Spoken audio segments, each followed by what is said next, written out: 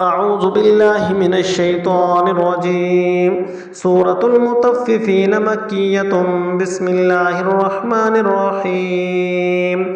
ويل للمطففين الذين إذا اكتالوا على الناس يستوفون وإذا كالوهم أو وزنوهم يخسرون ألا يظن أولئك أنهم مبعوثون ليوم عظيم يوم يقوم الناس لرب العالمين. كلا إن كتاب الفجار لفي سجين وما أدراك ما سجين كتاب مرقوم. ويل يومئذ للمكذبين الذين يكذبون بيوم الدين وما يكذب به إلا كل معتد أثيم.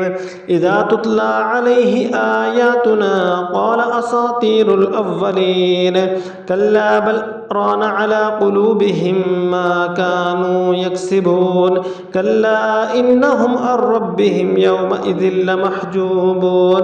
ثم إنهم لصال الجحيم. ثم يقال هذا الذي كنتم به تكذبون. كلا إن كتاب الأبرار لفي عليين وما أدراك ما عليون كتاب مرقوم يشهده المقربون.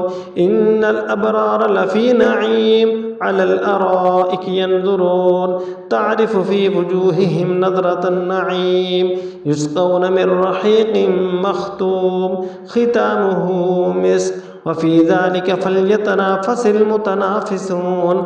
ومزاجه من تسنيم عينا يشرب بها المقربون.